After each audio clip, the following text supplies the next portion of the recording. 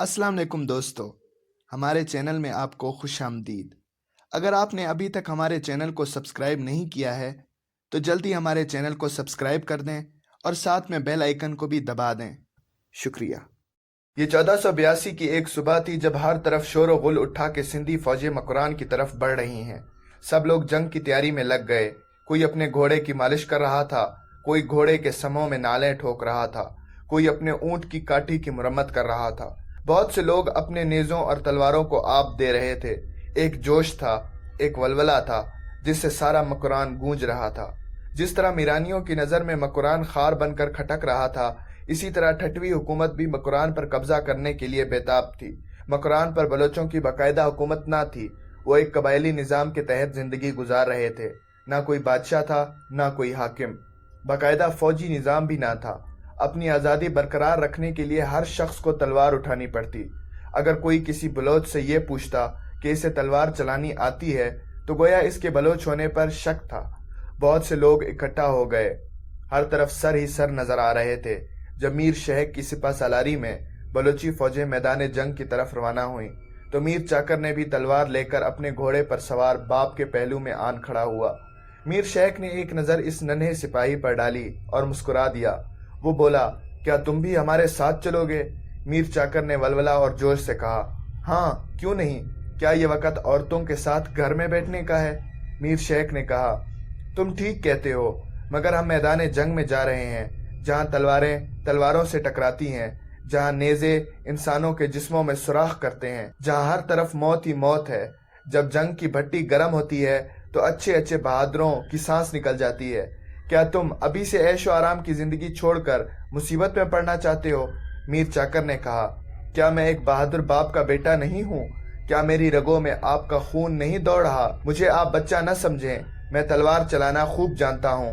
मुझे खबर है कि खतरे के वक्त अपनी हिफाजत किस तरह की जाती है। और उधर देखिए, ये पीरो शाह का बेटा मीर बजार, ये मीर बाहर का बेटा मीर ब्योरव, और ये गाने बजाने से मोहब्बत करने वाला शाह मुरीद, क्या ये सब मेरे हम उम्र नहीं हैं? अगर ये मैदान जंग की तरफ जा सकते हैं तो मैं क्यों नहीं? मीर शेख ने जरा गुस्से से मीर चाकर की तरफ देखते हुए कहा, मैं इन सब बच्चों को वापस भेज रहा हूँ। इन बच्चों का वहाँ कोई काम नहीं। हम किसी दावत में नहीं जा रहे हैं जो तुम्हें भी साथ लेते चलें। मीर शेख ने अपनी बात पर जोर देते हुए कहा, ना ये हमारे साथ जाएंगे, ना मैं तुम्हें इजाजत दूंगा। मीर शेख के तेवर देखते हुए सब बच्चों ने मचल कर कहा, हम में से कोई वापस नहीं जाएगा। हमारी रगों में भी बलोची खून दौड़ रहा है। हम चूड़ियां पहनकर औरतों के साथ घरों में नहीं बैठ सकते। मैदान अमल में कूदने का यही तो वक्त है। आज हमारी कौम पर मुश्किल वक्त आ पड़ा है। अगर आपके ख्याल में हम जंग में हिस्सा नहीं ले सकते तो ना सही, हम जख्मियों की तीमारदारी तो कर सकते हैं।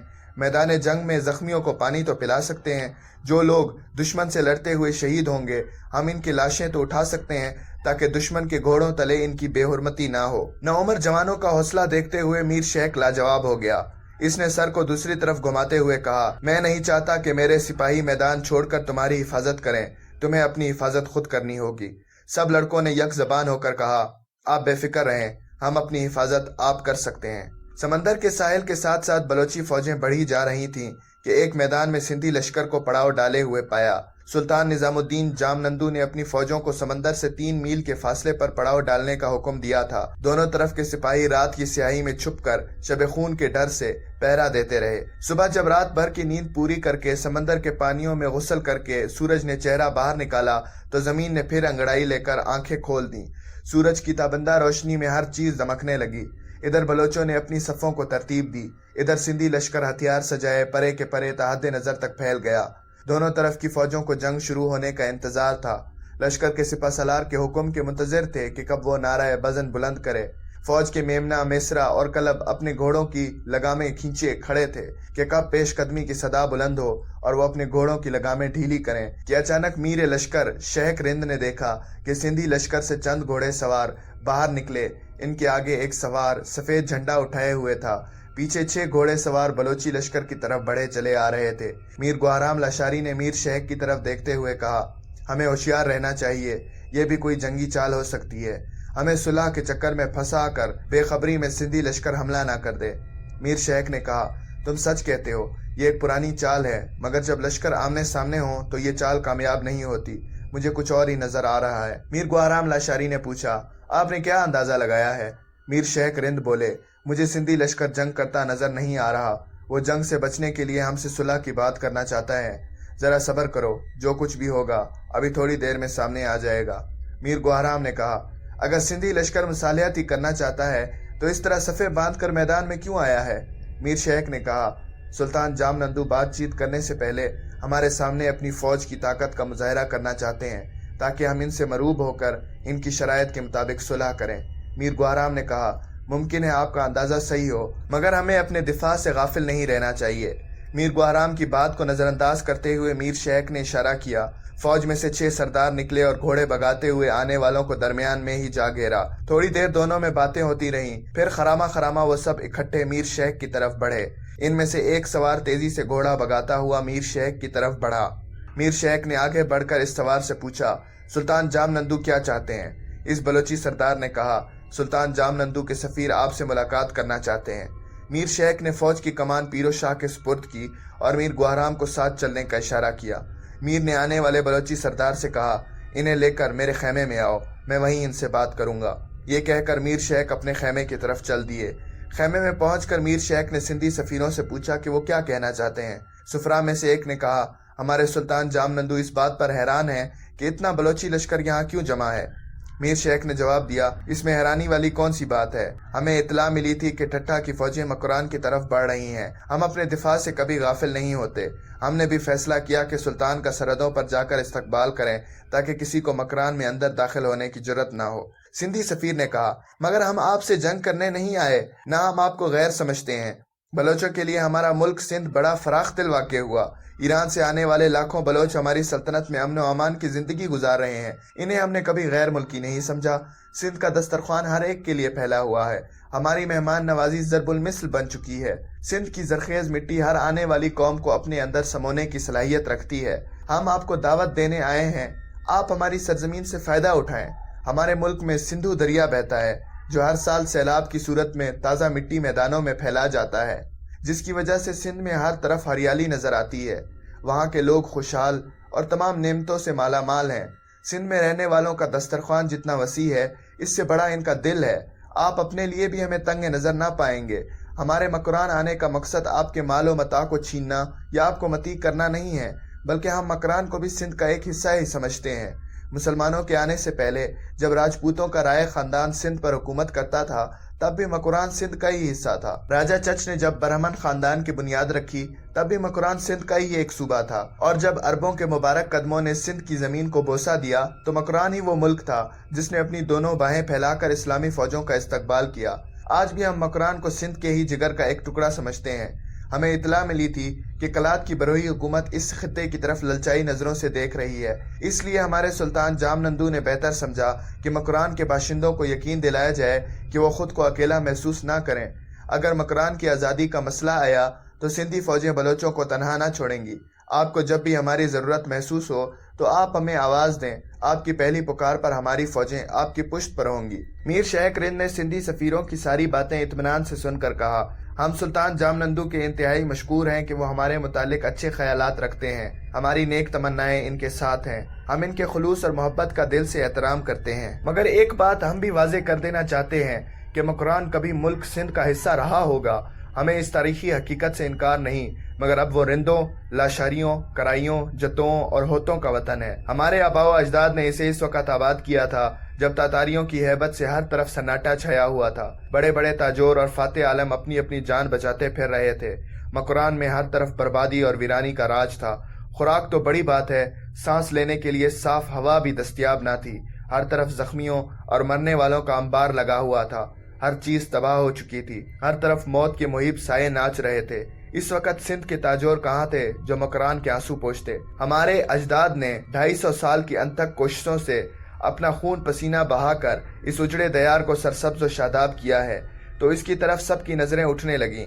ہمیں سندھ کی مہمان نوازی سے انکار نہیں، ہم خلوص و محبت کا جواب بھی خلوص و محبت سے ہی دیتے ہیں۔ اگر جام حکومت ہماری طرف دوستی کا ہاتھ بڑھاتی ہے تو ہم ان کی فراخ دلی کا تہہ دل سے احترام کریں گے، اور ایک سچے پڑوسی کی طرح جو حقوق ہم پر عائد ہوں گے باحسن نبھائیں گے۔ مگر کچھ کہنے سے پہلے میر شیخ خاموش ہو گئے، پھر سوچ کر بولے، اگر اس دوستی کے پردے میں کوئی چال ہے تو یہ بات آپ اچھی طرح یاد رکھیں کہ ہمیں اپنے وطن کا دفاع کرنا آتا ہے۔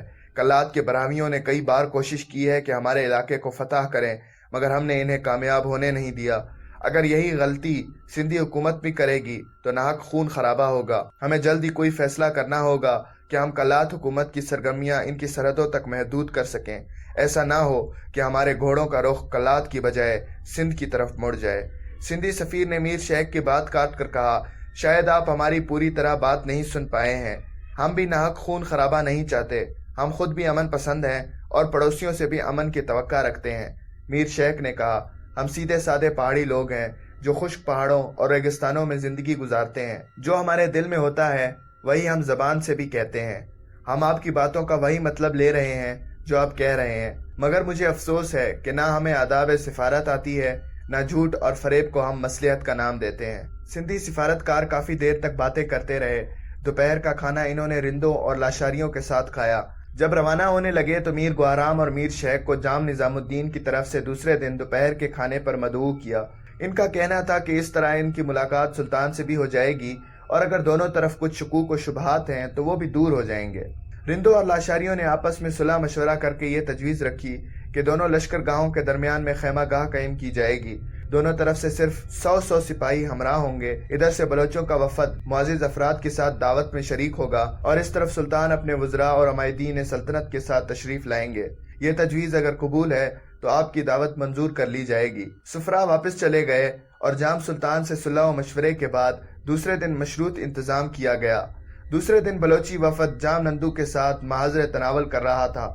کھانے سے پہلے سلطان نے ملاقات کی تھی۔ دونوں نے خلوص دل کے ساتھ ایک دوسرے سے ہاتھ ملایا اور بغل گیر ہوئے۔ بلوچوں کی طرف سے سلطان کی خدمت میں تحفے پیش کیے گئے جن میں بلوچی کشیدہ کاری کے اعلیٰ ترین نمونے تھے۔ اونٹ کی کھال کی بنی ہوئی دیگر اشیاء تھیں۔ اونٹ کے بالوں کی بنی ہوئی ڈوریاں اور بھیڑ کی اون سے بنے گرم ملبوسات تھے۔ سلطان نے بھی ان کے جواب میں بہت سے تحائف پیش کیے۔ سلطان نے اپنی گفتگو میں کوشش کی کہ بلوچوں کے خدشات دور کیے جائیں۔ جواب میں بلوچوں نے وعدہ کیا کہ اگر سندھ پر کوئی برا وقت آیا یا کسی طرف سے حملہ ہوا تو بلوچ سندھی لشکر کے دوش بدوش سلطان کے زیر کمان سندھ کا دفاع کریں گے۔ میرانیوں سے جنگ کی صورت میں سندھ حکومت غیر جانبدار رہے گی اور کسی بھی فریق کا ساتھ نہ دے گی۔ بلوچوں کو اجازت ہوگی کہ وہ سندھ میں جہاں چاہیں وہاں آباد ہو سکیں۔ انہیں وہی حقوق دیے جائیں گے جو وہاں کے سندھی عوام کو حاصل ہوں گے۔ دونوں طرف کے تاجروں کو بغیر کوئی محصول ادا کیے تجارت کی اجازت ہوگی۔ ساتھ میں یہ بھی لکھا گیا کہ دونوں طرف سے سرحدوں کا احترام ہوگا۔ یہ معاہدہ ایک دستاویز کی صورت میں لکھ کر مجلس میں پیش کیا گیا جس پر دونوں طرف کے عمائدین نے دستخط کیے۔ بعد میں کھانے کا اہتمام کیا گیا۔ مرغ سے لے کر اونٹ تک ذبح کیے گئے تھے اور گرم گرم گوشت کے پارچے جو مسالوں میں سنے ہوئے تھے پیش کیے گئے۔ سلطان سندھ مہمان نوازی کا اعلیٰ مظاہرہ کر رہے تھے۔ ایک ایک کھانے کی طرف مہمانوں کی توجہ مبذول کرائی جا رہی تھی۔ کھانے کے دوران سلطان کے سامنے مسلم بنی ہوئی بھیڑ پیش کی گئی۔ اس سے پہلے کہ سلطان کھانا شروع کرتے، نہ جانے میر چاکر کو کیا سوجی کہ میان سے خنجر نکال کر بھیڑ کی ران میں گھونپ دیا اور اسی خنجر پر طاقت صرف کر کے ران علیحدہ کر لی۔ خنجر میں معلق ران میر چاکر اپنے منہ کے قریب لایا اور دانتوں سے بھنبوڑنے لگا۔ سلطان کے سامنے یہ جسارت ناقابل فہم تھی۔ سلطان بھی میر چاکر کی جرات دیکھ کر دنگ رہ گیا۔ حاضرین نے میر چاکر کو دیکھا اور نظریں جھکا لیں۔ احترام سلطانی میں کسی کو دم مارنے کی جرت نہ ہوئی۔ سلطان نے دوسری ران بھی توڑ کر میر چاکر کے سامنے رکھ دی۔ جب سب کھانے سے فارغ ہو کر چلے گئے تو سلطان نے میر چاکر کی اس جسارت پر تبصرہ کرتے ہوئے کہا تھا کہ مجھے اس لڑکے کی پیشانی سے ایک بال جھلکتا ہوا نظر آ رہا ہے۔ اگر اس کی تعلیم و تربیت صحیح کی گئی تو یہ طوفانوں کا منہ موڑ سکتا ہے۔ اس کی دلیری اور استقلال کے آگے بڑے سے بڑے بادشاہ اور سپہ سالار مجھے پانی بھرتے نظر آتے ہیں، مگر مجھے اندیشہ ہے کہ بلوچوں کی صحرائی زندگی میں اس لڑکے کی صحیح تربیت نہ ہو سکے گی۔ ملک گیری اس کے لیے کوئی بڑی بات نہ ہوگی، مگر ملک داری نہ سیکھ سکے گا۔ اگر یہ بچہ میرے زیر سایہ پرورش پاتا تو میں اسے فن جہان بانی میں طاق کر دیتا۔ میں اس میں وہی جوہر دیکھ رہا ہوں جو مجھے قبولیے میں نظر آئے تھے۔ لودھیوں کی سلطنت کو اگر زوال آیا تو میں دلی کے تخت پر میر شیخ کے بیٹے کو بیٹھا دیکھ رہا ہوں۔ اے کاش میں میر شیخ سے اس کے بچے کو مانگ سکتا۔ وقت اپنی دھیمی رفتار سے پل پر گزرتا رہا۔ میر چاکر فن سپاہ گری میں طاق ہوتا چلا گیا۔ پانچوں قبیلوں میں اس کی ٹکر کا کوئی شمشیر زن نہ تھا، نہ شاہ سوار۔ اس کی بہادری اور دلیری کی داستانیں لوگوں میں پھیلتی چلی گئیں۔ رندوں کے لیے میر چاکر کا وجود وجہ افتخار بن گیا۔ ہر طرف میر چاکر کی تعریف ہونے لگی۔ لوگ اس کے ساتھ ساتھ سفر کرتے یا کسی مارکے میں شریک ہوتے تو واپس آ کر رنگ آمیزی کے ساتھ رفاقت کی کہانی سناتے۔ یہ قصے، یہ کہانیاں کسی طرح میر چاکر تک بھی پہنچ جاتیں۔ ان باتوں اور بے جا تعریف نے میر چاکر میں کچھ خامیاں بھی پیدا کر دی تھیں۔ وہ خود کو معفوق البشر سمجھنے لگا، کسی کی رائے نہ لیتا، نہ کوئی مشورہ سنتا، اس کے جو جی میں آتا کر گزرتا۔ وہ یہ سوچنے سے بھی عاری ہوتا چلا گیا تھا کہ اس کی اس حرکت سے کسی کی دل پر کیا گزرے گی۔ آگے آنے والی زندگی میں جہاں اس کی بے باکی اور بہادری ضرب المثل بنی، وہاں اس سے کچھ ایسی باتیں بھی سرزد ہوئیں جو اس جیسے مقام رکھنے والے آدمی سے نہیں ہونے چاہیے تھیں۔ شاہ مرید سے اس کی محبوبہ ہانی چھین لینا، میر جاڑو رند کے معصوم بیٹے کا قتل، اور میر چاکر کے ورغلانے پر میر ہدے کا میر جاڑو رند کی داڑھی کو ہاتھ لگانا وغیرہ۔ صحرائی اور خانہ بدوش ماحول نے جہاں اسے علم و سیاست سے نابلد رکھا، وہاں وہ یہ بھی سوچنا گوارا نہ کرتا کہ آنے والا زمانہ کس طرف جا رہا ہے اور اس کی پیش بندی کس طرح کرنی چاہیے۔ یہی وجہ تھی کہ وہ ایک عظیم سپہ سالار ہوتے ہوئے بھی بلوچوں کی متحدہ طاقت سے کوئی عظیم کارنامہ نہ انجام دے سکا۔ وہ ساری زندگی اپنے خلاف دشمنیاں پالتا رہا اور اپنوں کو بیگانہ کرتا رہا۔ اس کی ساری زندگی گھر کے دشمنوں سے ہی لڑتے لڑتے گزر گئی۔ جب وہ ملتان کی طرف گیا تو اس کی جوانی کی امنگیں اور کچھ دکھانے کی لگن میں ماند پڑ چکی تھیں۔ میر چاکر کی بدقسمتی یہ تھی کہ وہ مہذب دنیا سے کوئی دور ٹنڈ منڈ پہاڑوں میں اور پانی کے لیے ترستے ہوئے ویرانوں میں پیدا ہوا تھا۔ وہ پیدا ہوا تو اس جہان میں جہاں قلم کا نام و نشان نہ تھا، علم کا کام نہ تھا۔ وہاں پلنے والے بچے فنون سپاہ گری میں تو طاق ہو جاتے مگر علم جہان بانی سے ناواقف رہتے۔ وہاں ہوائیں بھی چلتی تو ایسا معلوم ہوتا کہ جیسے یہ بھی آپس میں تلواروں کا کھیل کھیل رہی ہیں۔ وہاں کے رہنے والے امن و آشتی کی بجائے جنگ کا شور سننا زیادہ پسند کرتے تھے۔ زخمیوں کی چیخیں اور مرنے والوں کی کراہوں میں انہیں ایک گنا سکون ملتا۔ لوگ ذرا ذرا سی بات پر ایک دوسرے کی گردن پر تلوار چلا دیتے اور بہتا ہوا خون اس کی رگوں میں دوڑتی ہوئی آگ کو اور بھی گرما دیتا۔ میر چاکر نے جنگل کے قانون کے تحت اپنی زندگی گزاری۔ شیر کی سی خصلت تو پائی مگر چیتے جیسی چالاکی سے کام نہ لے سکا۔ اس نے باز جیسی بلند پروازی تو سیکھی مگر کالے کوے کی طرح سیانہ نہ بن سکا۔ اس کے گفتار و کردار میں یہ بات رچ بس گئی تھی کہ جو دل میں ہے وہی زبان پر لاؤ، جو زبان سے کہو اس کی پاسداری میں اپنی ساری صلاحیتیں لگا دو۔ دوستو، آج کے لیے اتنا ہی۔ اسی تاریخ کے اگلے ایپیسوڈ کے لیے ہم جلد ہی حاضر ہوں گے۔ آپ سے التجا ہے کہ ویڈیو کو لائک کریں، کمنٹ سیکشن میں اپنی رائے کا اظہار کریں اور چینل کو سبسکرائب کر دیں۔ شکریہ۔